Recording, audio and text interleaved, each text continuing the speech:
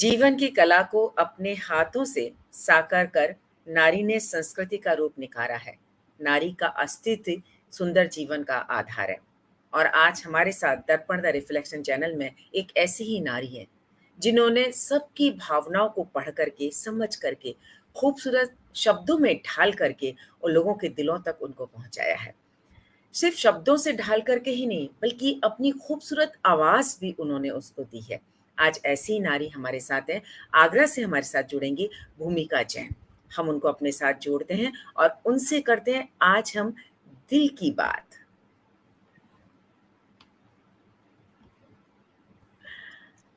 दर्पण the reflection channel में भूमिका जी आपका हार्दिक स्वागत है, आपका अभिनंदन है।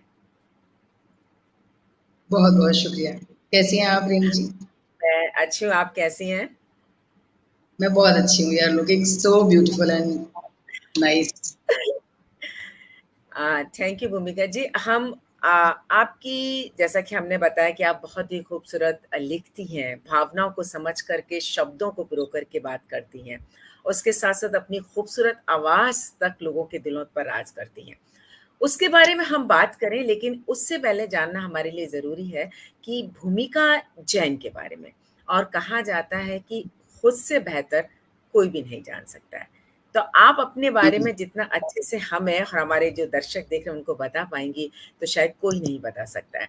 तो हम चाहेंगे सबसे पहले आप अपने बारे में हमें थोड़ा-सा बताएँ। मैं बिल्कुल प्रयास करती हूँ रेणु जी। सबसे पहले तो मैं बहुत धन्यवाद आपको इस बात के लिए देना चाहती हूँ कि आपने मुझे इस खूबसूरत पटल पर बुलाया और आपके साथ इस वक्त जो भी श्रोता जुड़े होंगे उनको मैं धन्यवाद देती हूँ। हालांकि अभी क्या मतलब मेरी नज़र में मेरा व्यक्तित्व ऐसा नहीं है जिसके विषय में कोई बहुत विस्तार से बात की जाए, लेकिन फिर भी अब क्योंकि आपको मैं अपना दोस्त भी कहती हूँ, तो जी। इसलिए दोस्त का आदेश सिर आँखों पर। मेरा जन्म उत्तर प्रदेश की मैनपुरी शहर में हुआ। हुँ, हुँ। उस वक्त वो एक छोटा शहर हुआ करता था, अब तो डिस्ट्रिक्ट है। हुँ, हुँ। मेरी शिक्षा सब कुछ वहीं हुई। उसके बाद शादी आगरा में हुई। मैं एक व्यवसायी परिवार से बिलॉन्ग करती हूँ। मेरे पिताजी व्यवसायी हैं, मेरे हस्बैंड भी व्यवसायी हैं, 2 बच्चे हैं मेरे। सामान्य जीवन जिया, बहुत कुछ ऐसा ख़ास नहीं है जिसको अलग से बताना पड़े। हाँ, एक बात ज़रूर है कि शब्दों की प्रति जो मेरा आकर्षण है, जो मेरा खिंचाव है, वो बहुत शुरू से था। बस एक बात मुझे अपने बारे में याद है, ख़ास जो मुझे लगती थी।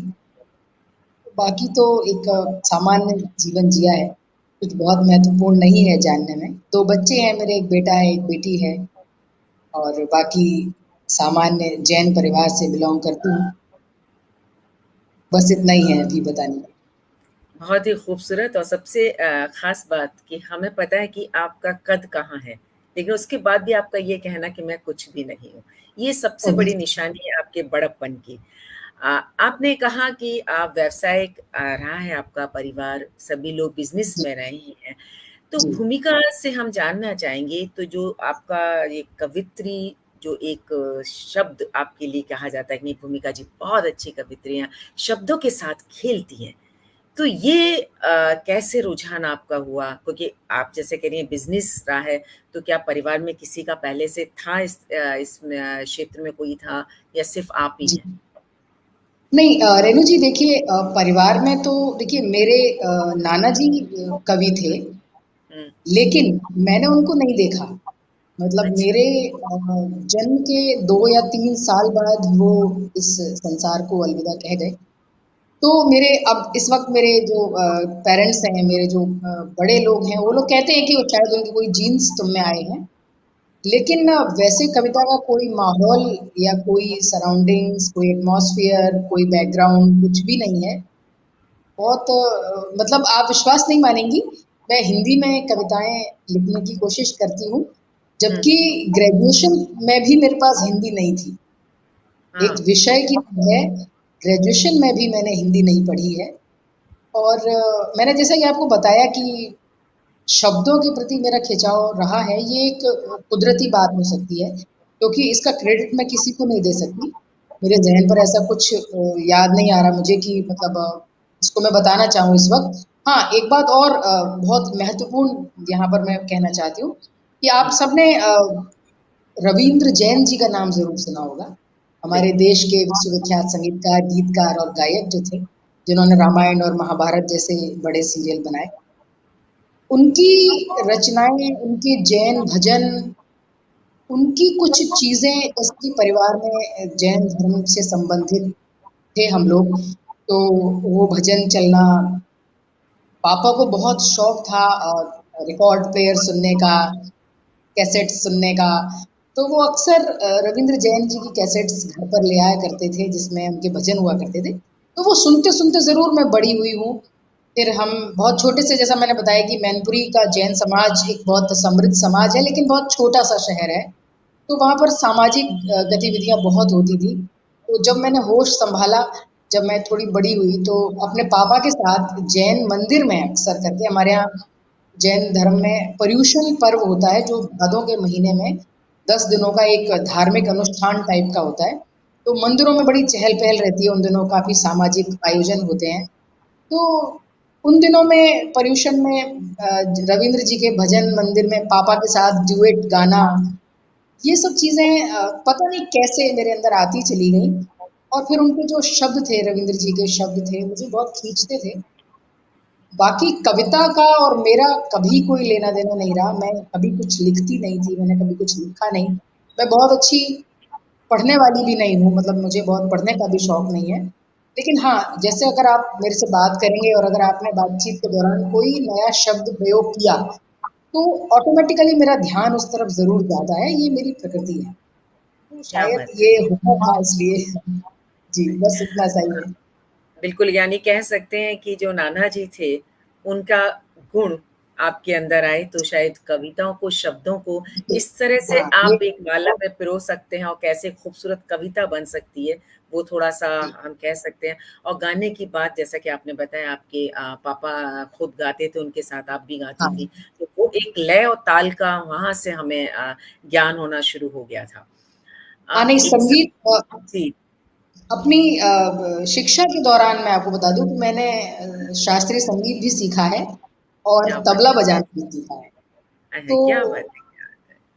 हालाँकि मतलब मेरी जो फैमिली में मेरी जो बुआ लोग थे, सब लोग हैं, वो अपने समय में बहुत पढ़े-लिखे 3-3 विषयों में उन्होंने एमए किया। मेरी 2 बुआ तो संगीत में एमए थी उस वक़्त। हालाँकि मुझे उनका सानिध्य नहीं मिला, पर खून में ये चीज़ मैं अब बात चल रही है इसलिए बताना चाहती हूँ। तो एकदम अपने आप आती चली गई, शब्दों से कैसे जुड़ा हुआ मुझे पता नहीं। लेकिन अगर मैं अपने आप को खंगालती हूँ तो पता चलता है कि रवींद्र जी का एक बहुत बड़ा महत्वपूर्ण इसमें योगदान रहा है अप्रत्यक्ष रूप से। बिल्कुल, क्योंकि उनको सुनते-सुनते आपको लगा कि नहीं इतने अच्छे शब्दों के साथ भी बहुत खूबसूरत कुछ किया जा सकता है, लिखा जा सकता है, जिसे कविता का नाम भी दिया जा सकता है। संगीत जी, आपके आस-पास रहा, जैसा कि आपने अभी बिल्कुल। बताया कि और संगीत जब आपके आस-पास रहता है, तो खुद ही गले में सरस्वती विराजमान हो जाती हैं और शास्त्रीय संगीत, जो कि सभी संगीत की जान है, बेस माना जाता है। अब हम जानना बिल्कुल। चाहेंगे कि भूमिका को कब लगा ये कि हाँ, मैं खूबसूरत कविता लिख सकती हूँ, शब्दों को कागज़ पे भी उतार सकती हूँ? अब रेणु जी आप खुद भी लिखती हैं, मैंने कई आपको भी कई बार लिखते और बड़ा खूबसूरत तरीके से उसको प्रस्तुत करते देखा है। तो आप समझती होंगी अ, कलाओं से जुड़ा होना कहीं न कहीं आपको अत्यधिक संवेदनशील होने का प्रमाण देता है। बिल्कुल, मतलब जो लोग, मेरा ऐसा निजी मानना है कि जो लोग कलाओं से जुड़े होते हैं, वो उन लोगों के तुलना में ज़्यादा संवेदनशील होते हैं, जो कलाओं से जुड़े नहीं होते। और कभी किसी बहुत बड़े शायर ने कहा भी है कि अ, आँसू होगा पहला काव्य हुँ, और दुःख से जन्मी होगी कविता। तो बिल्कुल, इस तरह की किसी भी चीज़ का जो जन्म होता है, वो आमतौर पर किसी न किसी संवेदनात्मक स्थिति के ऊपर या नीचे होने से होता है। तो मैं भी इससे अछूती नहीं हूँ। मेरी भी ज़िंदगी में कुछ उतार-चढ़ाव थे। बात लगभग 6 साढ़े 6 साल पुरानी है। मैं बहुत सामान्य परिवार सा मतलब गृहिणी हूँ बिल्कुल, बाकायदा बिल्कुल हिंदुस्तानी कल्चर को फ़ॉलो करना, इतना घूंघट रख के और बच्चों को परवरिश करना, ये सारा ही मेरी दिनचर्या हुआ करती थी। लेकिन मन में शब्दों का खिंचाव, उनके प्रति एक आकर्षण हमेशा से रहता था और संवेदनात्मक तौर पर कुछ ऊपर-नीचे हुआ ज़िंदगी में। तो एक बार अखबार में एक खबर पढ़ी मैंने, जिसमें एक सूचना थी कि अमुक विद्यालय में एक काव्य प्रतियोगिता हो रही है और ये उसके नियम और शर्तें हैं। तो मेरा क्योंकि कोई लेना-देना तो नहीं था काव्य से, लेकिन वो विद्यालय मेरे घर से बहुत पास था। तो हुँ, हुँ। पता नहीं क्या मुझे सूझा, मैंने कहा जाकर देखते हैं। तो घरवालों से काफ़ी परमिशन लेनी पड़ी क्योंकि उस टाइम ऐसा नहीं था कि आपको मतलब ऐसे ही आप चले जाओ। थोड़ा-सा उनको कन्विंस करना पड़ा कि मैं ऐसे-ऐसे जाना चाहती हूँ। तो मैं वहाँ गई, फिर वहाँ पर अपना रजिस्ट्रेशन कराया, फिर वहाँ की नियम व शर्तें पता चली कि आपको एक पंक्ति दी जाएगी, जिसको आपको 4 या 8 लाइन की कविता के अंत में फिट करना है और आपके पास 10 मिनट का समय होगा और फिर उसका वाचन भी आपको करना है। तो वो पंक्ति कुछ ऐसी थी कि एक नया परिवर्तन लाऊं, नई दिशा में कदम बढ़ाऊं। हुँ, हुँ। इस पंक्ति को आपको कविता बनाना था जिसको कि अंत में लाना था। तो मैंने क्या मालूम ईश्वर का कोई आशीर्वाद था या क्या था, मैंने लिखा कि बोझिल होती अभिलाषा को आशा की नव किरण दिखाऊं, धूमिल होती कुछ यादों की आओ पुनरावृत्ति कराऊं, जो मुझको अभिशाप समझते उनको मैं ये याद दिलाऊं, बेटी हूँ अभिशाप नहीं हूँ, जीवन की बगिया महकाऊं, नित्य नए परिवर्तन लाऊं, नई दिशा में कदम बढ़ाऊं, समथिंग समथिंग कुछ ऐसा लिखा। क्या बात है, बहुत तो सुंदर। 10 मिनट के अंदर ये मैंने शायद मैंने कहा ना कि जब जब आपका कुछ ऐसा कुछ होना होता है तो रास्ते ईश्वर बनाता है, कभी-कभी आप नहीं समझ पाते कि वो क्या रास्ते। मैंने तो सही बात। ये तो मुझे लग रहा है कि मैंने किया, एक्चुअल में मैंने नहीं किया, ये तो ईश्वर ने ही किया जो भी किया। फिर वो वहाँ से मुझे प्रथम पुरस्कार मिला, मैंने वो कविता का वाचन किया और वहाँ से मुझे प्रथम पुरस्कार मिला। तब कुछ लोगों ने मुझसे पूछा वहाँ पर कि तुम कब से लिखती हो, क्या करती हो? मैंने कहा मैं नहीं कुछ लिखती हूँ, मेरा तो आज तक कभी इस तरह का कोई रुचि नहीं रही, तो मेरा पहली बार है। इवन आप समझो ना कि उस टाइम से लगभग 15 साल पहले या 17 साल पहले मैंने सब्जेक्ट के तौर पर हिंदी पढ़ी होगी इंटरमीडिएट में। उसके हुँ, हुँ, बाद हुँ। हिंदी विषय का कोई लेना-देना नहीं है, मुझे किसी कवि का नाम याद नहीं है, मैं किसी को पढ़ती नहीं हूँ। फिर उन्होंने कहा कि बेटा ये तो कोई जादू जैसा लगता है, अविश्वसनीय टाइप का लगता है। अब तुम कह रही हो तो मान लेते हैं, पर तुम्हें हम कहें तुम्हारे अंदर कविता का बीज है और तुम्हें ऐसे आना-जाना चाहिए। तो मैंने हुँ, कहा हुँ। ज़रूर मैं प्रयास करूँगी, मैं कोई अपने मन की उथल-पुथल को कोई रास्ता तो देना ही चाहती थी। तो फिर उनकी बात मानी, बड़े बड़े हमारे आगरा के बहुत समृद्ध साहित्यकार हैं, मैं उनका नाम ज़रूर लेना चाहूँगी, आदरणीय राज बहादुर सिंह राज जी, गंगा देवी हुँ, महाविद्यालय के यहाँ के प्रबंधक और साल से कविता के क्षेत्र में हैं, तो उनका सानिध्य रहा। फिर उन्होंने ही मुझे मोटिवेट किया, 1-2 गोष्ठ को मैं बुलाया, फिर मुझे भी लगा कि चलो लिखते हैं कुछ ना कुछ, फिर वो उल्टा-सीधा लिखना शुरू हो गया ये सब।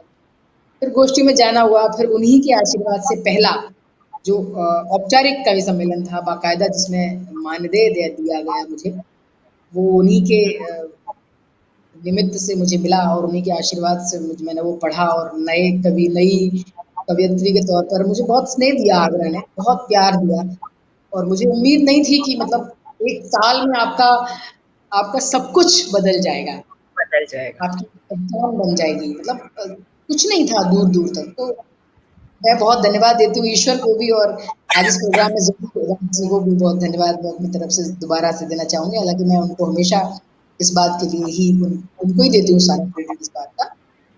तो ऐसे हुआ ये शुरू।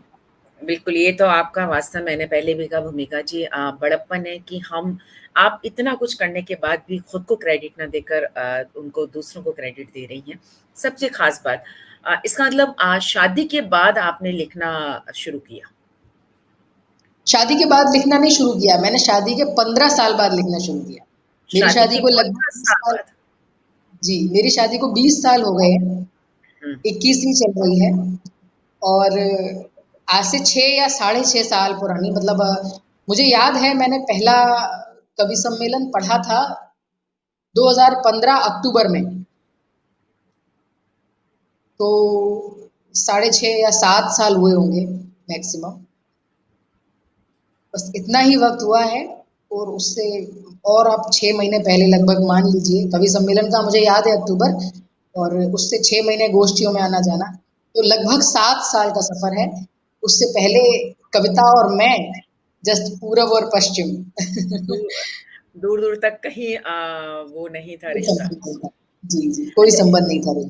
एक बात बताइएगा, जी, जैसे आप जी, गई थी वहाँ, आपको फर्स्ट प्राइज़ मिला था उसमें और जी, आपने हाथों-हाथ बैठ कर के वहीं पर लिखी थी कविता, जिसे कहते हैं आशु जी, कविता जिसे बोला जाता है। जी, जब आप जी। घर पर आई थीं, चूँकि शादी के बाद की बात है तो मैं यही पूछूँगी पतिदेव का रिएक्शन क्या था, जब आपने उनको बताया? बहुत समय तक तो सबने विश्वास ही नहीं किया। उन्होंने हाँ, जाके बाकायदा वहाँ पर पार्टिसिपेंट्स थे लगभग 78 लोगों ने वहाँ पार्टिसिपेट किया था।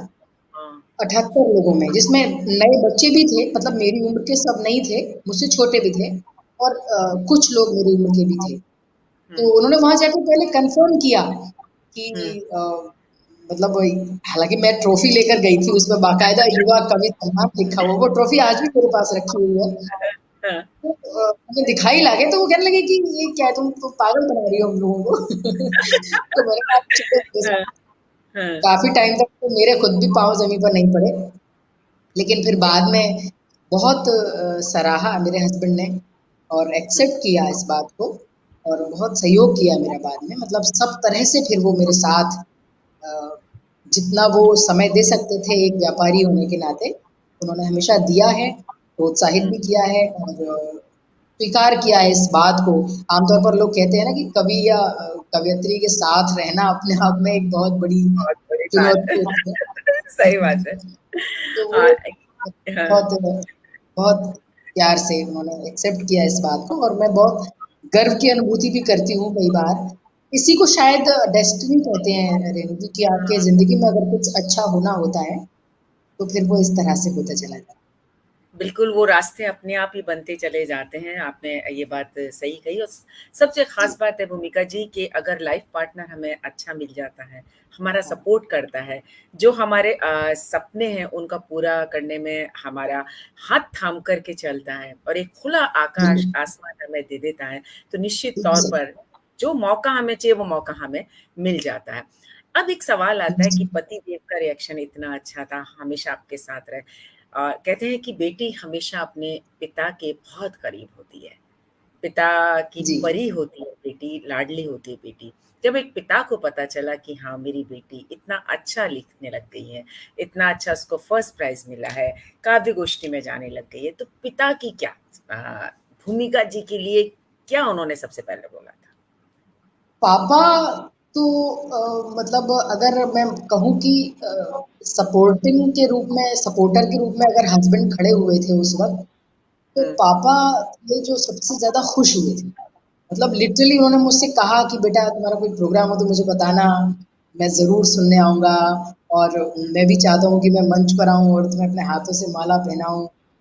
क्या और बात है। उन्होंने सबको बताया, उन्होंने अपनी सारी फैमिली को फ़ोन करके बताया कि मेरी बेटी कविता लिखने लगी है और ऐसे उसको सब जानने लगे हैं, पहचानने लगे हैं। और एक बात और कहना चाहूँगी यहाँ पर कि इस हुँ, यात्रा में आकाशवाणी ने मुझे बहुत सहयोग किया। ये वही दौर था जब ये परिवर्तन मेरी ज़िंदगी में हो रहे थे। एक और खबर मैंने इसी दौरान अखबार में पढ़ी कि आकाशवाणी में उद्घोषकों की ज़रूरत है। तब तक मुझसे कुछ लोग ये कहने लगे थे कि तुम बोलती अच्छा हो, साफ बोलती हो। तो वो खबर पढ़कर पता नहीं मैं तो कभी ज़िंदगी में रेडियो नहीं देखा, मेरे घर में रेडियो नहीं था। पापा को टेप रिकॉर्ड वो सुनने का शौक था, मैंने बताया ना रिकॉर्ड प्लेयर। गॉड ने तो हाँ, रेडियो-वेडियो मैं नहीं जानती थी, पर किसी ने उसी दौरान कहा कोई मिल गया था कि आपको रेडियो जानना चाहिए, तो मैं चली गई ऐसे ही और इत्तेफ़ाक से वहाँ पर भी 78 लोगों का ऑडिशन हुआ था। क्या तो बात है। उसमें हाँ, हाँ, उसमें भी मेरा नंबर आ गया था। फिर वहाँ पर काम करने के अनुभव ने सिखाया भी बहुत और मेरी चीज़ों को तराशा भी बहुत। एक आपके अंदर एक आत्मविश्वास आ जाता है धीरे-धीरे। तो सही बात है। एक बहुत बड़ा क्रेडिट आकाशवाणी आगरा को भी मैं ज़रूर देना चाहती हूँ क्योंकि उन्होंने वहाँ से मुझे बहुत कुछ सीखने को मिला। बहुत सहयोगी वहाँ का पूरा मैनेजमेंट है, वहाँ के सारे जितने भी अधिकारीगण हैं, जितने भी साथ काम करने वाले लोग हैं, सब बहुत गुणी हैं। सब लोग बहुत सपोर्टिव हैं, आपको आगे बढ़ने में मदद करते हैं, सिखाते हैं। तो सारी चीज़ें एक-दूसरे से जुड़ी हुई थी, होती चली गई बस।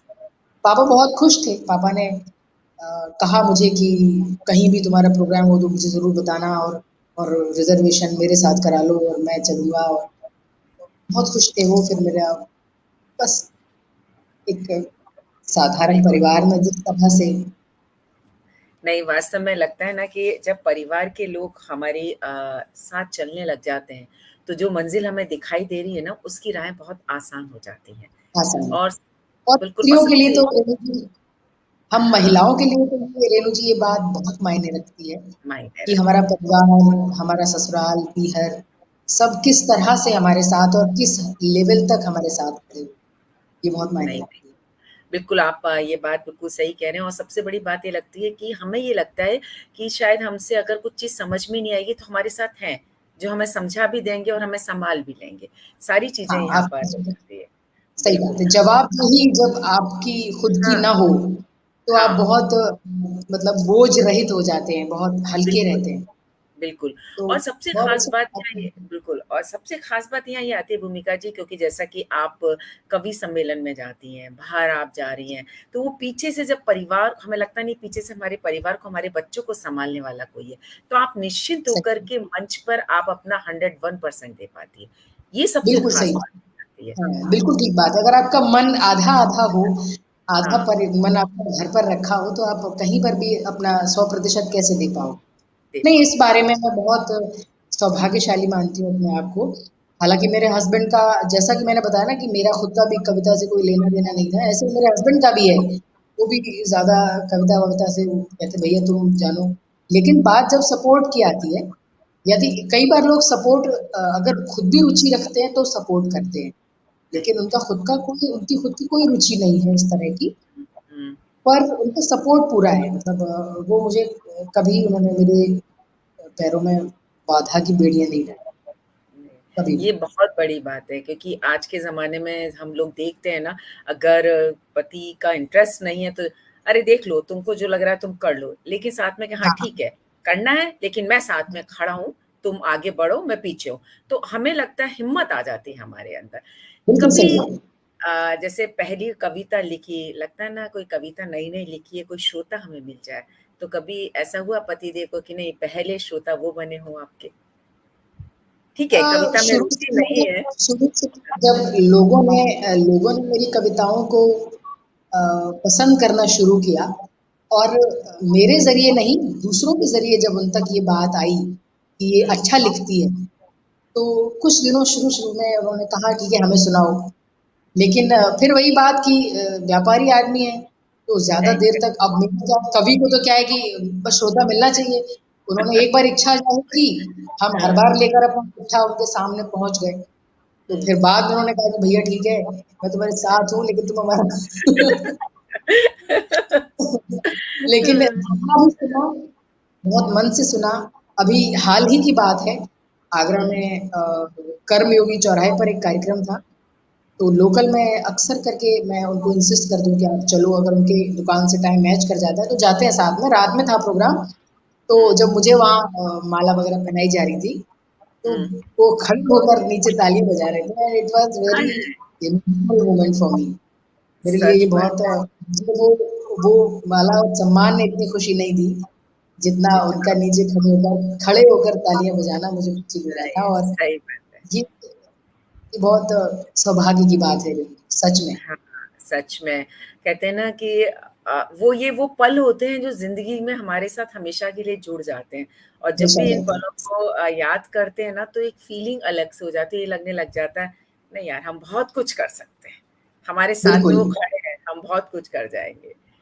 बिल्कुल तो सही। ईश्वर आपके साथ है, आपको इस बात का एहसास होता है, विश्वास होता है। एहसास होता है। हाँ, बिल्कुल, तो ये सबसे बड़ी बात आ जाती है और आज के समय में जहाँ भूमिका जी रिश्तों सही, को सँभालना बहुत मुश्किल काम हो चुका है, चाहे वो मुश्किल, पति-पत्नी के सही रिश्तों बात की है, बात हो, चाहे किसी भी रिश्ते की बात हो। वहाँ अगर हमारे इतने खूबसूरत रिश्ते हमारे साथ होते हैं, तब निश्चित तौर सही, पर हम लोग बहुत ही खूबसूरत शब्दों के साथ खूबसूरत लिख भी स पाते हैं। सबसे बड़ी बिल्कुल बात क्या ठीक, है? सही बात क्योंकि है। ये चीज़ आपको सबसे प्रेरणा तो वैसे भी प्रेरणा तो हमें अपने आस-पास से ही तो लेनी होती है और बिल्कुल, अगर अगर आपके आस-पास का वातावरण, आपके आस-पास का माहौल आपके मुताबिक है, तो फिर आपको कौन रोक सकता है आगे जाने से? सही बात है। तो रास्ते अ, बस आसान होते चले गए उनके सहयोग से हमेशा से। बिल्कुल, बिल्कुल। अब मैं जानना चाहूँगी भूमिका जी के आपसे कि कहते हैं ना कि साहित्य की बात आती है, आपने भले हिंदी नहीं पढ़ा, लेकिन कहते हैं ना हिंदी हमारी अपनी भाषा है, हम हिंदी में जी, सोचते हैं, तो वो लिखना भी आसान हो जाता है। साहित्य की जब बात आती है, तो साहित्य में हमारे 9 रस माने जाते हैं। जी। भूमिका जी कौन से रस में लिखती हैं और उनका कौन-सा रस सबसे ज़्यादा प्यारा है? देखिए रेणु जी ऐसे तो मैंने लगभग सभी रसों में थोड़ा-थोड़ा लिखा है, बहुत थोड़ा-थोड़ा। हुँ, हुँ। लेकिन मेरा पसंदीदा रस श्रृंगार रस है और मेरा निजी ऐसा मानना है कि श्रृंगार रस के बगैर कविता का जो श्रृंगार है, हुँ, हुँ, हुँ। वो इनकम्प्लीट है। हमारी सही पूरी बात। ज़िंदगी, हमारा पूरा अस्तित्व प्रेम के इर्द-गिर्द घूमता है और प्रेम ही वो आधार है जिस पर हमारा अस्तित्व टिका होता है, हमारी ज़िंदगी टिकी होती है, हमारा होना टिका, हमारी हर बात इस एक एहसास पर टिकी होती है।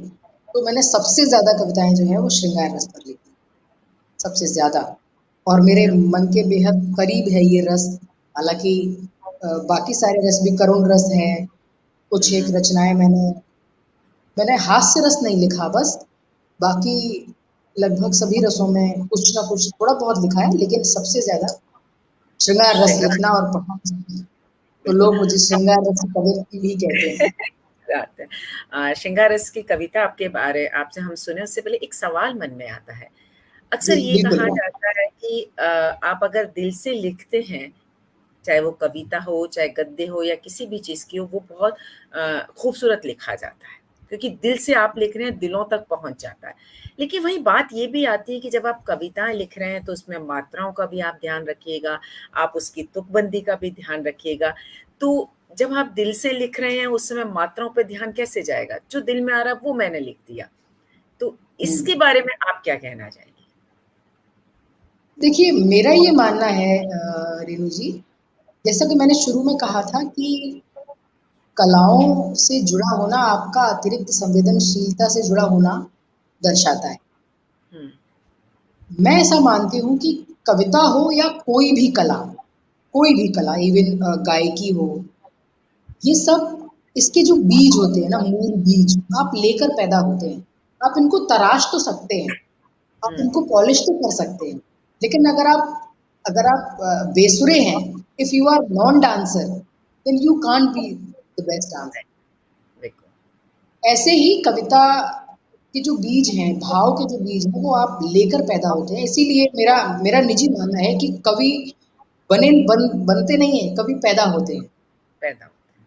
और ऐसे ही गायकी के मामले में अगर आपके कंठ में सुर है, तो रियाज़ के ज़रिए और अभ्यास के ज़रिए आप उसको निखार तो सकते हैं, आप उसको और खूबसूरत तो कर सकते हैं, लेकिन आप अपने कंठ में सुर पैदा नहीं कर सकते।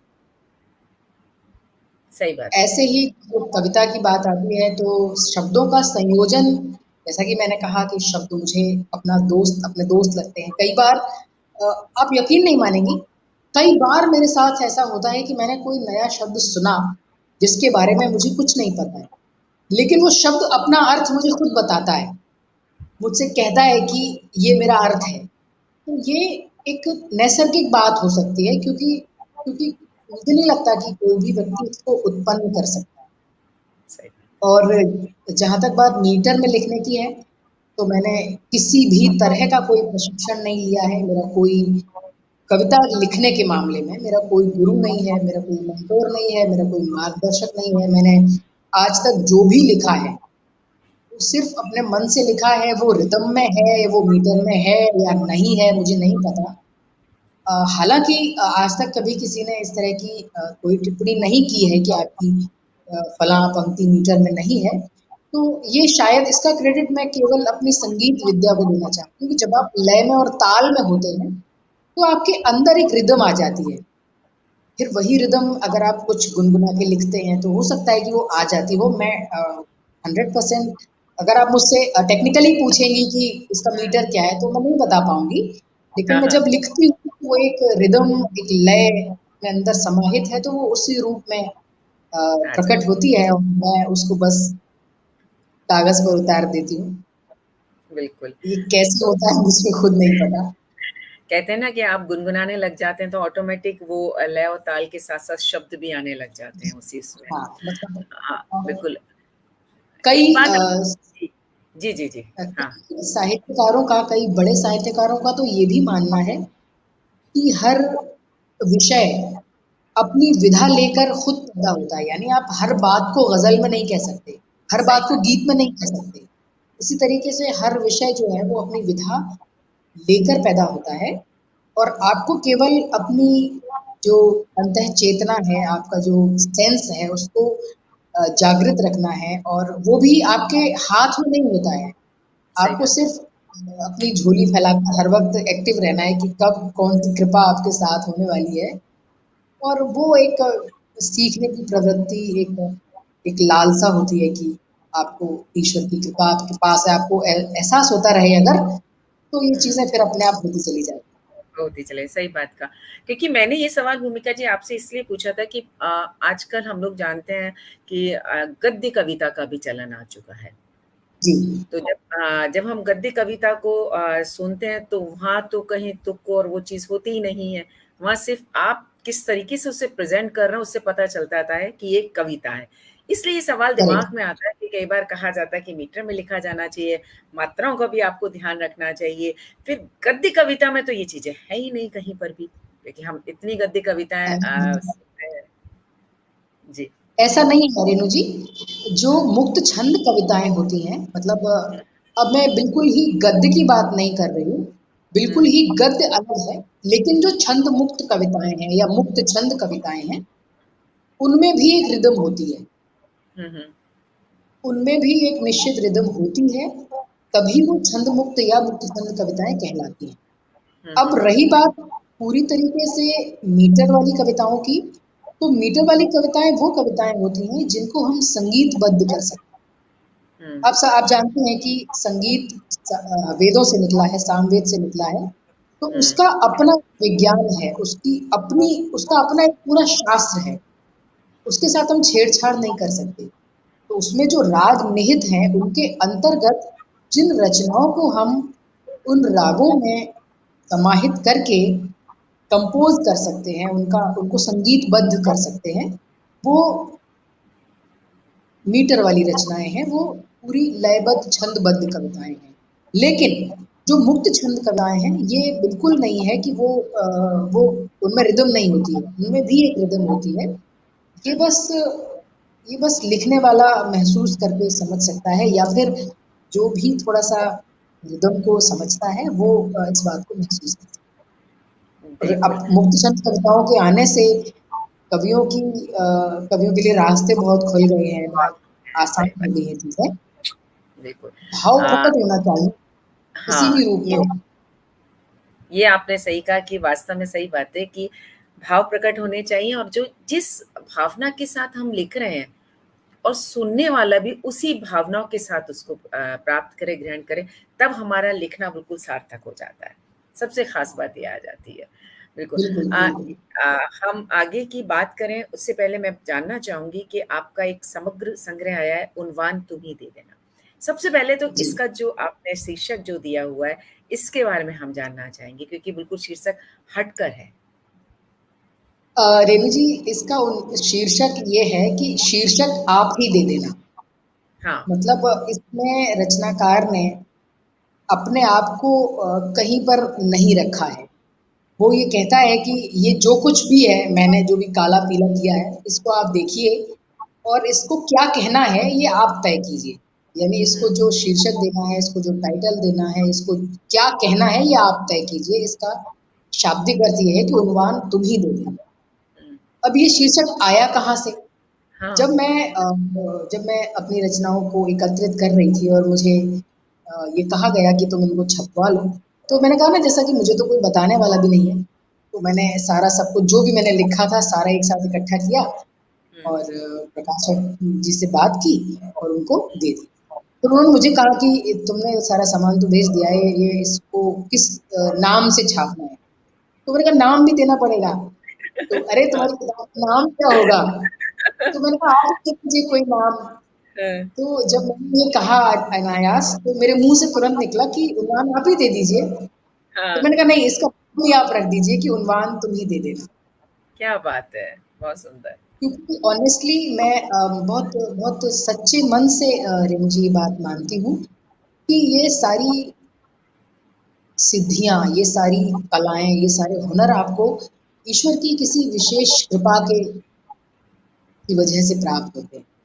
इनका क्रेडिट आप नहीं ले सकते। आपको तो ये सिर्फ़ सेवार्थ दिए गए हैं। इसके माध्यम से आप जितना हो, अ, अगर आपके पास अच्छे विचार हैं तो आप उसके माध्यम से भी दुनिया को सुंदर बना सकते हैं। मैंने अभी थोड़े दिन पहले एक पोस्ट डाली थी, जिसमें हाँ, लिखा था कि अब आम इंसान का औसत जीवन जो है वो 60 साल का रह गया है, तो प्रारंभिक 15 हमें 4 भागों में उसको जीना चाहिए। प्रारंभिक 15 साल अपने हुनर को पहचानने में, फिर अगले 15 साल यानी उनको तराशने में, फिर अगले 15 साल उसके माध्यम से इस दुनिया को खूबसूरत बनाने में, और फिर क्या बचे बात हुए 15 साल उस सुंदर दुनिया में जीने में, उस सुंदर दुनिया को उपयोग करने में, उसको उसमें अपने आप को भी जीने में आपको व्यतीत करने चाहिए। तो ये मौके हैं, ये सुअवसर है। आपके हाथ में अगर कोई कला है, कोई हुनर है, तो या फिर आपकी सिर्फ़ मंशा है ऐसी, आप सिर्फ़ चाहते हैं अगर ऐसा कि आप कुछ अच्छा करें, तो आपके पास बहुत सारे रास्ते हैं और ईश्वर कुछ ख़ास लोगों को वो साधन भी मुहैया करा देता है, और ये सही बात लेखनी है। कला उन्हीं साधनों में से एक है। बिल्कुल, आप सही कह रहे हो, वैसे भी कहा भी जाता है कि इल्म, हुनर में, दिल-दिमाग में, किसी भी बात में कम नहीं है नारी, बस सिर्फ़ आवश्यकता है खुले आसमान की और एक मौके की। वो मौका और आसमान उसको दे दिया जाए तो निश्चित तौर पर वो पूरे समाज को आत्मसम्मान बन सकती है। बहुत ही खूबसूरत बिल्कुल, आपने बात की। हम आगे बढ़ें उससे पहले आपकी जो उन्वान तुम ही दे देना जो आपका ये संग्रह है, इसमें से ज़रूर जी। हम लोग कुछ सुनना चाहेंगे। ममता ये जी कीजिए। आपके लिए मैं ये इसको लेकर बैठी हूँ, ये है क्या मेरी बात है! किताब, बहुत ही खूबसूरत। संत जी, की जी, चेतना। जी। 380 पेज का ये संग्रह है, जिसमें गीत, गज़ल, मुक्तक और कुछ मुक्त अशार हैं। हुँ, हुँ। इसमें से मैं आपको सुना देती हूँ कुछ, अगर आपका मन है तो। बिल्कुल, नहीं बिल्कुल स्वागत है। वैसे कुछ मन बना के तो नहीं बैठे थे कि सुनाना है, लेकिन कविताएँ और आप इसके लिए तो हम हमेशा तैयार रहते हैं। ये आपका आपका खुद का भी साहित्य के प्रति या फिर कह लीजिए ज़्यादा संवेदनशील होने का प्रमाण है, और मुझे ज़्यादा संवेदनशील लोग बहुत अच्छे लगते हैं, बहुत। नहीं, नहीं, आपने मुझे लगता वास्तव है में कि हुँ, दुनिया जी, में जो भी अच्छाइयाँ बची हैं अब, हालाँकि हम सब जानते हैं कि कलयुग का प्रभाव अपने ज़ोरों पर है, और लोगों के अंदर से संवेदनशीलता खत्म हो रही है। तो ऐसे में जो संवेदनशील लोग हैं, जो संवेदनाओं की कद्र करते हैं, उनको जीते हैं, वही लोग हैं जिनकी वजह से अभी भी दुनिया जीने लायक बची है, और आप उसमें से एक हैं। कहते हैं ना आप खुद अगर बहुत अच्छे हैं तो हमें सारी दुनिया अच्छी दिखाई देती है भूमिका जी, ये सबसे बड़ी बात हो जाती है। बिल्कुल। मैं आपको एक गीत सुनाती हूँ। बिल्कुल, बिल्कुल स्वागत है। वो गीत प्रकाशित है, हुँ, वियोग श्रृंगार का गीत है। मैंने संयोग श्रृंगार भी बहुत लिखा है, लेकिन वियोग श्रृंगार का ये गीत मुझे विशेष पसंद है, और सावन के महीने में अक्सर करके मुझे ये गीत याद आ जाता है। कहीं न कहीं किसी न किसी सिचुएशन से ही किसी रचना का जन्म होता है। तो इस गीत से जुड़ी हुई यादें सावन के महीने की यादें हैं। वो गीत मैं आपको सुनाती हूँ, देखिएगा। स्वागत है, वियोग स्वागत है। श्रृंगार का गीत है। दृश्य कुछ इस तरह का है कि एक गृहिणी नायिका एक पेड़ के नीचे बैठकर अपने प्रिय का इंतजार कर रही है, और उसके सामने जो जो दृश्य हैं वो उनसे किस तरह से संवाद करती है। स्वागत है। तपती यादों के साए में, तपती यादों के साए में, सावन सावन नयन हो गए। क्या बात है। तपती यादों के साए में, सावन सावन नयन हो गए। अधर हुए प्यासे चातक तो, आंसू खुद आचमन हो गए। बहुत सुंदर, क्या बात है, क्या बात है। यादों के साए में, सावन सावन नयन हो गए। अंतरा देखिएगा कि कभी भोर अंधेरी लगती, कभी रात जियारी, कभी भोर अंधेरी लगती, कभी रात जियारी। तन मन आधा वैरागी है, आधा है संसारी। बहुत सुंदर, बहुत सुंदर। दो अधरों के बीच सिसक कर, दो अधरों के बीच सिसक कर, मुखर गीत सब शमन हो गए। बहुत वो सुंदर है।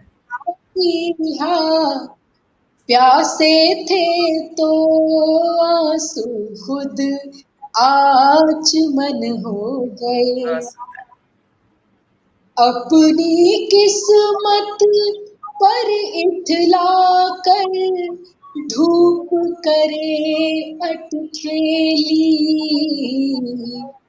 अपनी किस्मत पर इठला कर, धूप करे अटखेली। बादल के पीछे छुप छुप कर, मुझसे करे ठिठोली। बहुत खूबसूरत। उसकी आँखों में देखा तो, उसकी आँखों में देखा तो, फिर जीवित कुछ सपन हो गए। बहुत हो सुंदर। यहाँ प्यासे थे तो आंसू खुद आचमन हो गए। बहुत सुंदर। और इसका अंतिम अंतरा है कि सांझ की पहली आहट थी, और मन ढूंढे चंदा को। क्या बात है। सांझ की पहली आहट थी, और मन ढूंढे चंदा को। जैसे बहती पुरवाई में, गंध रजनीगंधा हाय हाय, को। बहुत सुंदर।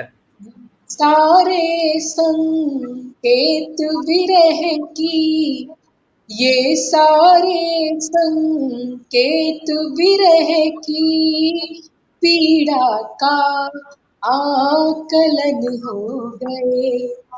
होठ पपीहा प्यासे थे तो आंसू खुद हाय हाय, आचमन हो गए। बहुत सुंदर, तब बहुत सुंदर। यादों के साए में, सावन सावन नयन हो गए। बहुत सुंदर, बहुत सुंदर, बहुत ही खूबसूरत। और वियोग का सावन के महीने में कहते हैं ना, जहाँ पर खुशी भी होती है, लेकिन उससे पूछा जाए जिसके साजन सात समंदर पार हैं, झूले भी जी, खाली पड़े हुए हैं, तब उसका दिल क्या कहता है, उसका बहुत ही खूबसूरत आपने इसमें कविता में वर्णन किया। बहुत इसीलिए बहुत तो भूमिका जी जो लाइन गाई जाती है ना कि छाना पहुँचे रवि वहाँ पहुँचे कवि, क्योंकि जो जी, रवि है सूरज है वो हमारी भावनाओं तक नहीं पहुँच सकता, वो हमारी हाँ, भावनाओं को नहीं छू सकता, कवि हमारी भावनाओं को छू सकता है।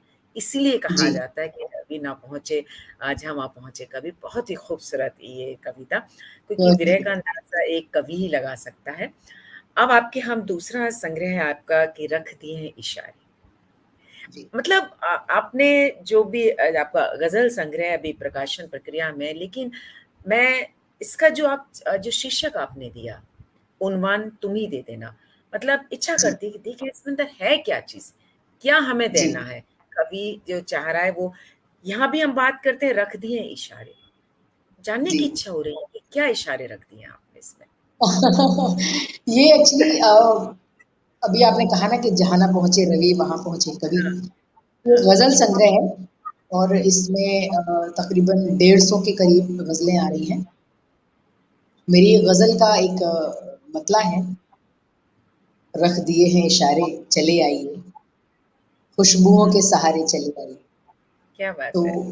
यहाँ से लिया है, वो मेरी बहुत पसंदीदा गज़ल है और आप क्योंकि लेखन से भी आपका संबंध है तो आप समझती होंगी कि गज़ल इशारों की बात करती है, इशारों में बात करती है। तो इशारों में कहा है कि रख दिए हैं इशारे, हुँ, मैंने इशारे रख दिए हैं और हुँ, आप इनको देख कर, इनको समझ कर जो है चले आइए।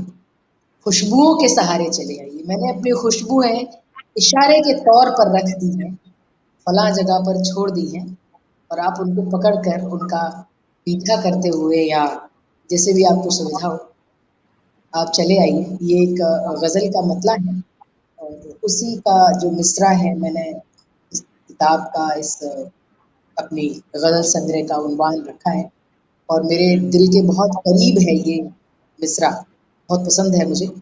क्या बात तो है! बस इसीलिए मैंने इसको अपनी किताब का शीर्षक बनाया। देखिए वैसे भी कहा जाता है ना कि गज़ल शायरियों का गुलदस्ता होती है जिसमें अगर कहें हम पहले तो ये कहा जाता था कि प्रेमी प्रेमिका जो बात करते हैं वो गज़ल कहा हाँ, कहलाई जाती थी। एक दिल से आहा निकलती है, वो गज़ल में बदल जाती है। लेकिन जी, दुष्यंत जी के बाद से गज़ल का सारा सब कुछ बदल गया। उन्होंने सामाजिक बहुत हाँ, सारी हाँ, आस-पास के परिवेश को लेकर भी गज़ल उन्होंने बहुत ही खूबसूरत गज़लें कवि दुष्यंत जी ने भी लिखी हैं। वहाँ से ज़रूर जी, थोड़ा-सा गज़ल का हुआ, नहीं तो यही कहा जाता है कि प्रेमी और प्रेमिका के दिल की बात होती है गज़ल, क्योंकि दिल की बातें इसके अंदर की जाती हैं। इसीलिए आपने इसका नाम रखा है कि रख दी हैं इशारे, आप बस समझ जाइएगा मैं क्या इसमें इशारे हैं, उसकी जो खुशबू है खूबसूरत गज़लों की, उन खुशबुओं के सहारे आप चले आइए। बिल्कुल बहुत ही जी, खूबसूरत ये बात। हम आपसे जब हम बात कर रहे थे भूमिका जी, आप कवि सम्मेलन कर रही हैं और निश्चित तौर पर जब आप कवि सम्मेलन में कविताएँ पढ़ती भी हैं, सुनती भी हैं, क्योंकि जब हम जिस क्षेत्र से होते हैं, उस क्षेत्र को जानने की कोशिश भी करते हैं, उस क्षेत्र से जुड़े भी रहते हैं, प्रत्यक्ष, अप्रत्यक्ष जी। रूप से। आपको कुछ कवि सम्मेलन के स्वरूप में पहले और अब में क्या कुछ बदलाव महसूस होता है और वो बदलाव है तो क्या बदलाव है? देखिए रेणु जी मैं बहुत बड़े बदलाव को तो इंगित नहीं कर पाऊँगी क्योंकि मेरी अपनी यात्रा ही महज़ साढ़े 6-7 साल की है।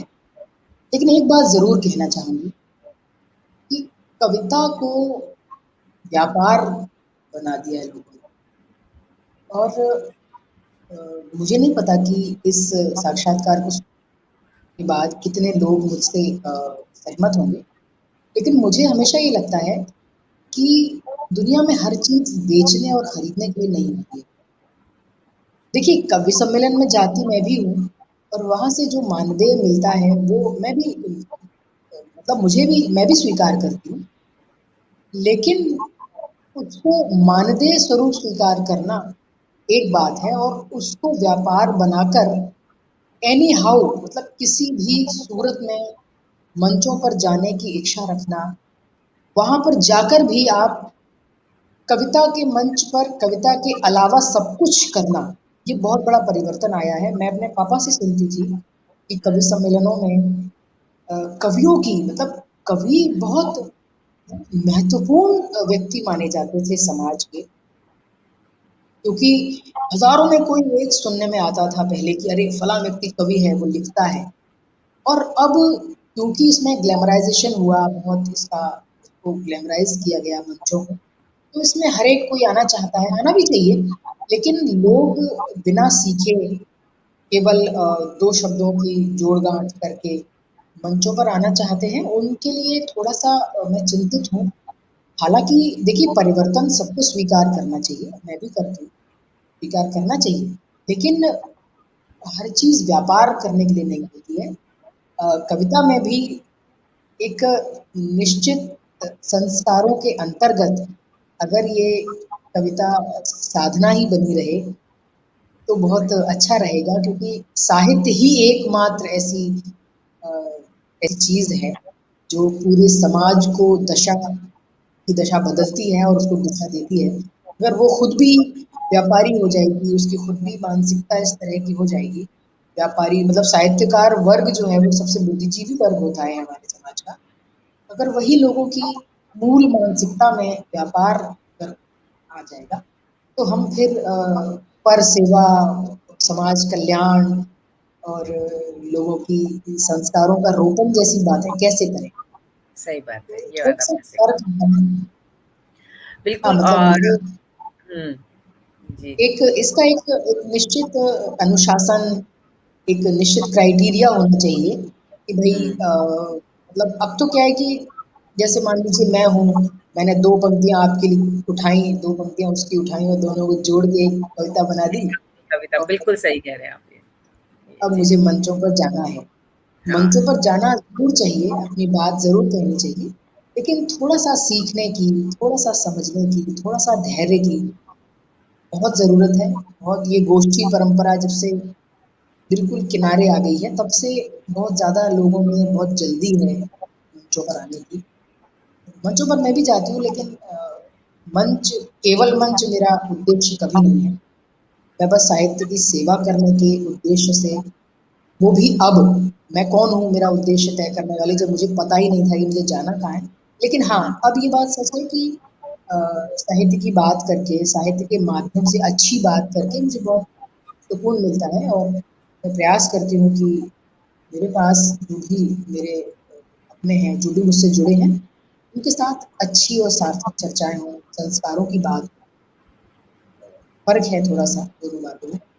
अब बिल्कुल। अंतर तो आया है, पर हाँ, मंच में कितना अंतर आया है ये मैं बहुत अच्छे से नहीं बता सकती, क्योंकि मैंने बहुत ज़्यादा बदलाव नहीं देखा। बिल्कुल। आपने बहुत अच्छी बात कही है कि अगर साहित्यकार इस दिशा में चला जाएगा तो समाज को क्या दिशा और दशा देगा, ये सोचने वाली बात आ जाती है। क्योंकि होता यही है कि अगर हमें किसी भी समाज की स्थिति को देखना है तो हम उसके उस समय के साहित्य को पढ़ते हैं। कहते हैं ना साहित्य समाज का दर्पण होता है। आप साहित्य को पढ़ लीजिए, आप समाज को समझ जाएँगे। तो अगर हाँ, साहित्य हमारा दिशा और दशा समाज को दे रहा है तो उसको अपनी दिशा और दशा को सँभाल के रखना बहुत ज़्यादा ज़रूरी हो जाता है।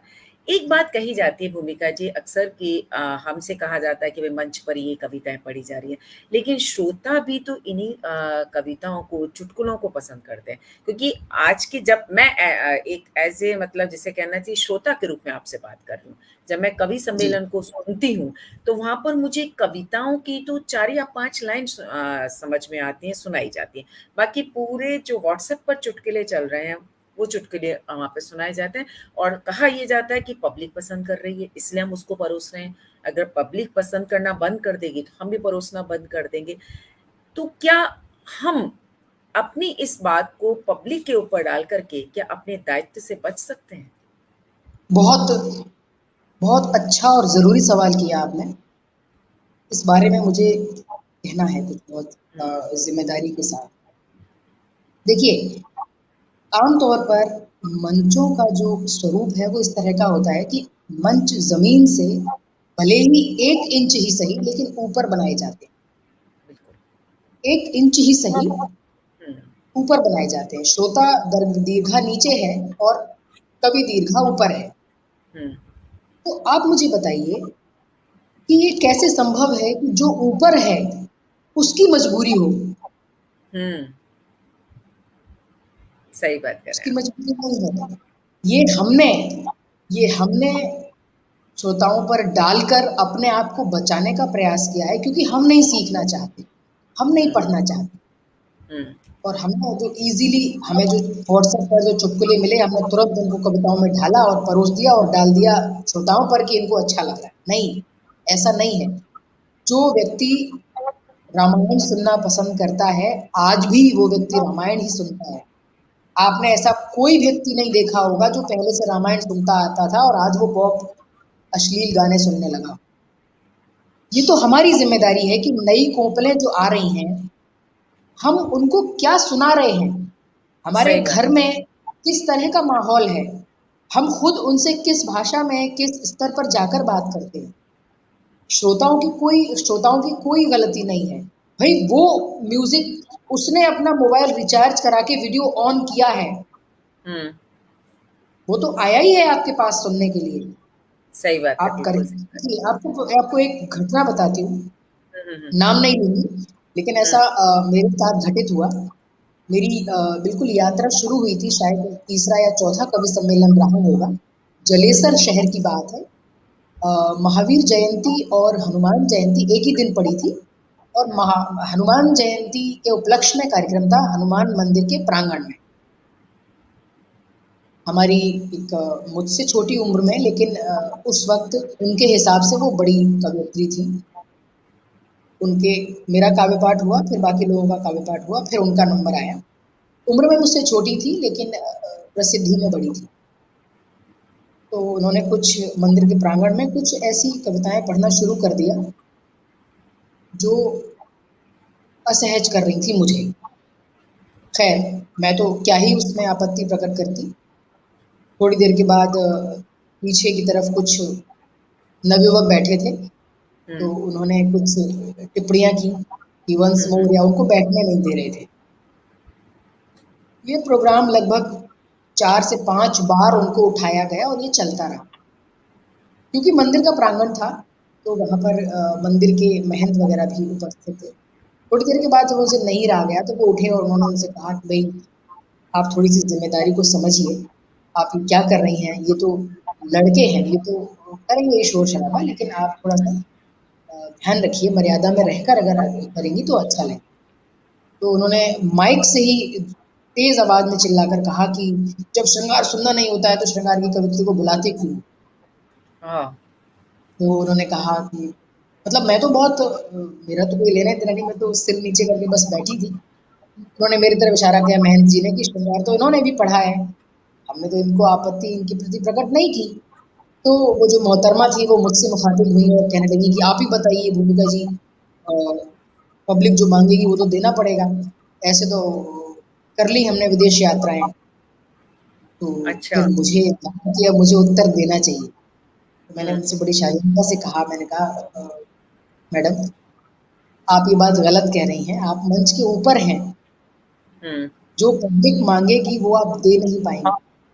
हुँ, सही बात है। आप मंच के ऊपर हैं, ऑलरेडी ऊपर हैं, तो आप देंगी वो लेना उनकी मजबूरी है, क्योंकि आप ऊपर हैं। हुँ, उनकी सही उनकी मजबूरी है, जो आप यहाँ से देंगी वो लेना, आपकी मजबूरी नहीं है उनकी डिमांड पूरी करना। और रही बात डिमांड की, तो आप पूरी नहीं कर पाएंगी, कोई पूरी नहीं कर सकता। पब्लिक की डिमांड, अगर पब्लिक अपनी पर आ जाए, तो क्या वाकई में कोई व्यक्ति पब्लिक की डिमांड पूरी कर सकता है? आप समझ रही सही हैं बात है, नहीं शायद मैं कर क्या। सकते। बिल्कुल, बिल्कुल समझ और रही हूँ। मतलब वही बात विदेश यात्राओं की, वो कहने लगी तो ऐसे तो कर ली हमने विदेश यात्राएं। तो मैंने कहा आपका लक्ष्य होगा विदेश यात्राएं, मेरा लक्ष्य नहीं है, इसलिए मैं इस बात से भी इत्तेफाक नहीं रखती। मुझे ऐसा लगता है कि आपको ईश्वर ने कुछ खास काम से भेजा है, आप अपने शब्दों के माध्यम से लोगों को अच्छी बातें भी तो बता सकती हैं। सही बात और वो विवेकानंद थे, जो अपनी अच्छी बातों के ज़रिए ही विदेश में गए और वहाँ पर प्रसिद्ध हुए। है, पहले बिल्कुल, वो सिद्ध हुए, फिर प्रसिद्ध हुए। और सही आप बात। आपका जो तरीका है, आपका जो आपने जो रास्ता जिस तरह से बनाया है, मैं उससे सहमत नहीं हूँ। हालाँकि उन्होंने काफ़ी मुझसे मनमुटाव भी मान लिया था। तो मैं ये बात बता रही हूँ कि लोगों को शॉर्टकट चाहिए और हुँ, कहने के लिए बहुत कुछ है मेरे पास, लेकिन मुझे नहीं लगता कि ऐसी बातों का ज़िक्र होना चाहिए। पर बदलाव थोड़ा-सा ज़रूरी है। लोगों को सबसे पहले तो जल्दबाज़ी छोड़नी होगी और थोड़ा-सा पेशेंस, थोड़ा-सा सीखने की प्रवृत्ति अपने अंदर पैदा करनी होगी, तो चीज़ें बेहतर हो सकती बिल्कुल। आपने बिल्कुल सही कहा है कि बदलाव निश्चित है और प्रकृति का नियम है बदलाव होना चाहिए। लेकिन ये भी ध्यान रखना चाहिए कि प्रकृति का नियम है बदलाव तो वो भी एक सीमाओं में है। क्योंकि जब जी, प्रकृति भी अगर बदलाव सीमाओं को तोड़ के करती है तो बाढ़, भूकंप या उसमें आ जा विनाश जाएगी। विनाश होता विनाश है, में आ विनाश। जाता है, बिल्कुल। तो प्रकृति भी इस बात को मानती है कि बदलाव है लेकिन एक सीमाओं में होना चाहिए। दूसरी चीज़, जी, हमारी ज़िम्मेदारी हम साहित्यकार हैं, हमारी ज़िम्मेदारी समाज के लिए बहुत ज़्यादा बन जाती है। तो हम अपनी बिल्कुल, उस ज़िम्मेदारी को निभाते हुए अगर परिवर्तन की तरफ आगे बढ़ेंगे, तो निश्चित तौर पर श्रोताओं भी सुनेंगे उनको और ऐसी बात नहीं है कि मैं एक श्रोता के रूप में अगर बात करूँ, अच्छी चीज़ सब सुनना चाहते हैं। सबको अच्छा बिल्कुल, लगता है, बिल्कुल, दिल से बिल्कुल ये वहाँ बात निकलना मानती हूँ। बिल्कुल, मैं ये बात मानती हूँ कि देखिए जब श्रोताओं के पास हम ऑप्शन ही नहीं छोड़ेंगे, अच्छी चीज़ों का उनके पास ऑप्शन ही नहीं होगा, तो वो चयन कैसे करेंगे? हुँ, बिल्कुल, तो आपकी अच्छी चीज़ें तुलना के लिए ही सही उनके सामने हो तो, तभी तो वो हाँ, अंतर कर पाएँगे कि क्या अच्छा है, क्या बुरा है। और देखिए, अच्छी चीज़ों की खुशबू थोड़ी देर से फैलती है, पर जब फैलती है, तो फिर सही बात है। उसको कोई हटा नहीं सकता। आपने ये बात भूमिका जी सही कहा देखिएगा थोड़ा-सा विषय से हट के मैं बात कर रही हूँ जब वैसे तो विषय में ही है क्योंकि फ़िल्मों के गीत जी, भी हमारे कवि और कवियत्री और साहित्यकार वही लोग लिखते हैं, उनकी कथाएँ भी लिखी जी, जाती हैं। आज भी कुछ गीत जो दिल से लिखे गए हैं, वास्तव में लिखे गए हैं, वो सदाबहार हुँ, गीत हैं। हमारे दिलों में बिल्कुल, आज भी धड़कते हैं, आज भी हम उनको गुनगुनाते हैं और कुछ गीत ऐसे हैं कब आए, कब चले गए हमें आज भी पता नहीं है। तो अच्छा है, बिल्कुल, वो आज भी बिल्कुल है, सही। तो ये चीज़ हमें अरे भई समझनी हम में से हर एक इस बात को मानता है कि हम सब परमेश्वर का अंश हैं हाँ, और जब परमेश्वर का अंश है, तो आपके किए कार्यों में वो अंश उसकी उसका होना दिखाई क्यों नहीं देता है? सही बात है। आप खुद अपने आप से जजमेंट कीजिए कि आप जो कर रहे हैं, उसका परिणाम क्या है? अगर उसका परिणाम अच्छा है, तो आप मान लीजिए उसका सही है, परिणाम लोगों के हित में है, उसका परिणाम किसी के अहित में नहीं है, तो आप मान लीजिए कि आप जो कर रहे हैं वो सही है। लेकिन सही उसका बात। परिणाम अगर खराब आ रहा है या खराब आने वाला है, तो फिर आपको अपने ऊपर विचार करने की ज़रूरत है। आपको एक बार सोचने की ज़रूरत है कि आप क्या अपने साथ, अपने परमेश्वर के अंश होने के साथ जस्टिफिकेशन कर रहे हैं या नहीं कर रहे? बिल्कुल, बिल्कुल। कोई बहुत रॉकेट साइंस नहीं है, आप लोग को अपने आप से पूछना होता है। खुद से एक बार सवाल जवाब करने होते हैं कि आप जो कर रहे हो सकता है कि वो क्षणिक आपके लिए सही हो, आपको अच्छा-अच्छा दिख रहा हो, लेकिन ये कौन देखेगा? इसकी ज़िम्मेदारी कौन लेगा? और सही वो बात। ज़िम्मेदारी देकर ही ईश्वर ने आपको भेजा है, तभी आपको साहित्यकार या कवि बनाया है। कवि साहित्यकार को समाज का दर्पण कहा जाता है, हुँ, तो कवि या साहित्यकार जब साहित्य समाज का दर्पण है, तो साहित्यकार दर्पण को बनाने वाला या दिखाने वाला हुआ। सही बात है। और जब वे हाथ ही मलिन होंगे या वे हाथ ही अपने स्वार्थ में रत होंगे, तो वो पारदर्शी बात कैसे करेंगे? वो दर्पण की भूमिका कैसे निभाएँगे? सही बात है। बिल्कुल सही आप कह रहे हैं इस चीज़ को। बिल्कुल, हमें यहाँ पर खुद को भी थोड़ा-सा समझना होगा, समाज के प्रति जी, ज़िम्मेदारी को जानना होगा हमें और हमें ये भी समझना होगा कि हमारी ज़िम्मेदारी बन चुकी है ये कि हम समाज की दिशा और दशा को जब निर्धारित करते हैं, तो उसको सोच कर के हमें अपनी कलम को चलाना होगा। ये वास्तव में बिल्कुल। आपने बिल्कुल ये बात यहाँ पर सही बैठती है और जब आईने की बात आ जाती है, आईना दिखाने की बात आ जाती है, तो आईना तो बिल्कुल आर-पार दिखता है। तो वो आर-पार हमें बिल्कुल, बिल्कुल दिखाना ज़रूरी हो जाता है। आपको समाज के ट्रांसपेरेंट होना ही पड़ेगा। होना ही आप पड़ेगा बिल्कुल।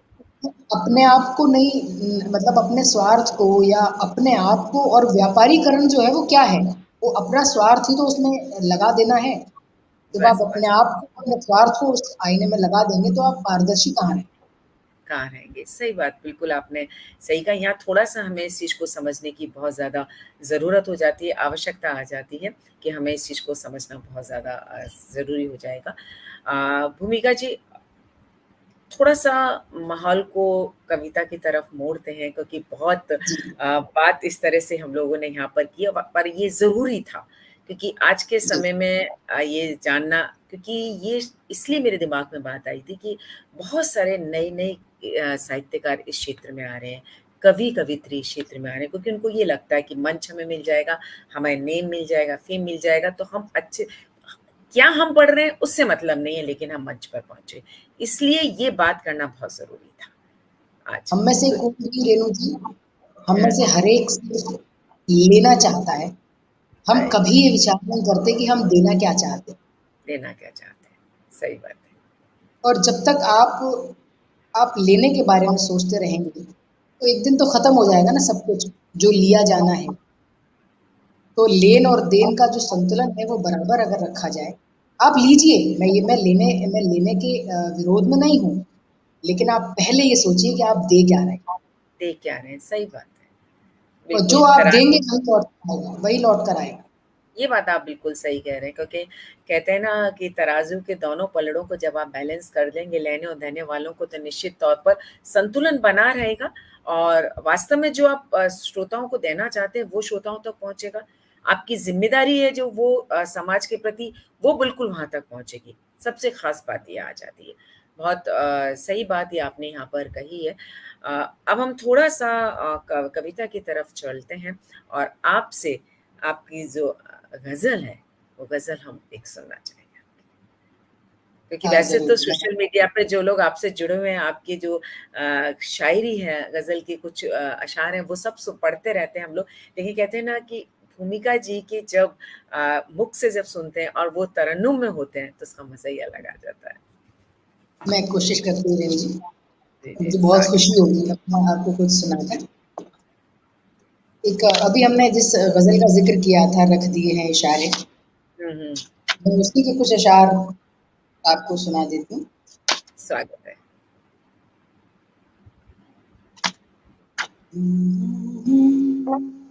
ग़ज़ल का मतला है कि रख दिए हैं इशारे, चले आइए। क्या बात है! रख दिए हैं इशारे, चले आइए। रख दिए हैं इशारे, चले आइए। खुशबुओं के सहारे चले आइए। रख बहुत दिए खूब, हैं इशारे, चले आइए। चाँद घूंघट में है आपका मुंतज़िर। क्या बात चाँद घूंघट में है आपका मुंतज़िर। चाँद घूंघट में है आपका मुंतज़िर। बिन कहे बिन पुकारे चले आइए। अरे है, बहुत रख सुंदर, बहुत सुंदर, दिए इशारे, चले आइए। बहुत खूबसूरत।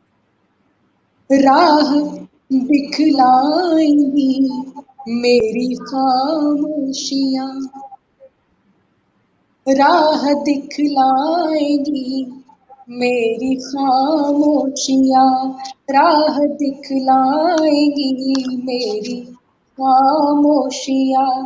एक पल बिन गुजारे चले आइए। रख दिए हैं इशारे, चले आइए। बहुत सुंदर, और एक बहुत बहुत उसका खूबसूरत सा शेर मुझे याद आ गया स्वागत है। कि अश्क बहने लगेंगे जो अब देर की। आए, आए, बहुत सुंदर। अश्क बहने लगेंगे जो अब देर की। ओ मेरे दिल के प्यारे चले आइए। रख दिए हैं इशारे, चले बहुत आइए सुंदर, बहुत सुंदर। और थाम कर अपनी बहकी हुई धड़कनें, क्या बात है, क्या बात है। थाम कर अपनी बहकी हुई धड़कनें, थाम कर अपनी बहकी हुई धड़कनें, आप पहलू सवारे चले बहुत आइए, सुंदर, बहुत सुंदर, रखते हैं इशारे चले आइए, बहुत सुंदर। खुशबुओं के सहारे चले आइए, रख दिए हैं। और शेर आखिर देखिएगा, स्वागत है। कि मेरी बाहों में है आपका अंजुमन, हाय हाय, क्या बात है। मेरी बाहों में है आपका अंजुमन, मेरी बाहों में है आपका अंजुमन, छोड़कर चांद तारे चले क्या आइए, बात है, रखते क्या बहुत सुंदर भूमिका जी, बहुत खूबसूरत। आइए, बहुत सुंदर। खुशबुओं के सहारे चले आइए, रख दिए हैं इशारे चले आइए। बहुत बहुत शुक्रिया सुंदर, मैडम, सुना आपने बहुत ही बहुत अच्छा। सुंदर। वास्तव में ऐसा लग रहा है कि आपसे बस आपकी जो गज़ल हैं, आपके गीत हैं, उनको हम सुनते ही रहें, लेकिन कहते हैं ना कि कुछ समय की सीमाएँ रहती हैं, समय पर सारी चीज़ें करते हैं। आपसे आज वास्तव में बहुत कुछ जानने को मिला, बहुत कुछ सीखने को भी मिला। सबसे ख़ास बात साहित्य को लेकर के जो चर्चा आपसे हुई है, वो निश्चित तौर पर बहुत ही अच्छी चर्चा, और जो हमारे दर्शक हमारे साथ जुड़े और बाद में देखेंगे इस कार्यक्रम को, उनके लिए भी बहुत एक सार्थक सा चर्चा ये रहेगी। और सबसे ख़ास बात जो रही है भूमिका जी, जिस तरीके से आपने बताया कि शादी के कितने साल बाद सारी ज़िम्मेदारियों को साथ में लेते हुए आपने अपने इस साहित्यिक यात्रा के सफ़र को शुरू किया था। सबसे ख़ास बात आपके लिए ये है, हम चाहे कहना चाहेंगे, जो लोग बहुत सारे कहते हैं ना कि शादी हो गई है, बच्चे हो गए, अब हम क्या कर सकते हैं? जब जिस समय करना था हमने नहीं किया, तो अब हम कैसे करेंगे? उसके लिए उन लोगों के लिए आप एक उदाहरण हैं कि नहीं, अगर आपकी इच्छा है, चाह है, तो राह अपने आप बन जाती है, साथ लोगों का अपने आप मिल जाता है, लेकिन आप एक कदम आगे तो बढ़ाइए। आपने एक कदम बिल्कुल आगे ठीक बढ़ाया है, तो निश्चित तौर पर दूसरा कदम आपके साथी का आपके साथ मिल बिल्कुल जाएगा। सही, ये ये तो बिल्कुल वो सही बात है। बहुत अच्छी बात आपने कही, क्योंकि हम लोग बचपन में भी पढ़ते थे कि God help those who right, helps themselves. तो सही बात। जो भी अपनी मदद खुद करता है, ईश्वर भी उन्हीं की मदद करते हैं। और आपके साथ ये वक़्त कब निकल गया पता नहीं चला। आप बहुत प्यारी दोस्त हैं मेरी, बहुत विदुषी हैं, बहुत खुद भी एक हस्ती है अपने आप में, तो आपके साथ होना मेरे लिए बड़े गौरव की बात है। और जितना बड़ा आपने मुझे कर दिया, मैं इतनी बड़ी हूँ नहीं, और राइट, ऑनेस्टली बताऊँ तो मैं इतनी बड़ी कभी होना भी नहीं चाहती कि मेरे बड़े भी मुझे बड़ा मानने लगें। यही आपका बड़प्पन है भूमिका जी, सबसे ख़ास बात ये है। ये बड़प्पन है, और कहते हैं ना कि जब हमारे अंदर ये चीज़ आ जाती है, तो वास्तव में हमारा कद बहुत ऊँचा हो जाता है। मैंने पूरे बातचीत आपसे की ना, उसमें आपने इतना अच्छे-अच्छे काम किए हैं, इतना अच्छा आपने लिखा है सारी चीज़ें, लेकिन क्रेडिट कभी अपने आप को नहीं दिया। आपने किसी दूसरे को क्रेडिट दिया, परमात्मा को क्रेडिट दिया, और हम यही कहेंगे कि परमात्मा आपकी जिस मंज़िल तक आप पहुँचना चाहती हैं, उस मंज़िल तक पहुँचने के लिए आपकी जो राहें बहुत आसान कर दे, और आप बिल्कुल आसानी से अपनी मंज़िल तक पहुँच जाएँ, क्योंकि कहते हैं ना, एक अवसर, एक मौका, एक तलाश हर नारी को रहती है। सिर्फ़ जी, आवश्यकता होती है उस मौके की, उस तलाश को जाँचने की, परखने की। वो आपके अंदर नज़र है, पारखी नज़र आपके पास है, तो निश्चित तौर पर वो रास्ता, वो सारी चीज़ें आपकी आसान होती चली जाएँ, और आप बहुत नाम इस क्षेत्र में कमाएँ, ताकि हम भी कह सकें कि हाँ, उस मंच पर जो कविता पढ़ी जा रही है भूमिका जैन, वो हमारी दोस्त है।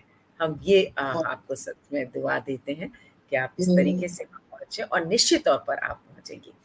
मैं बहुत आप जी, जी।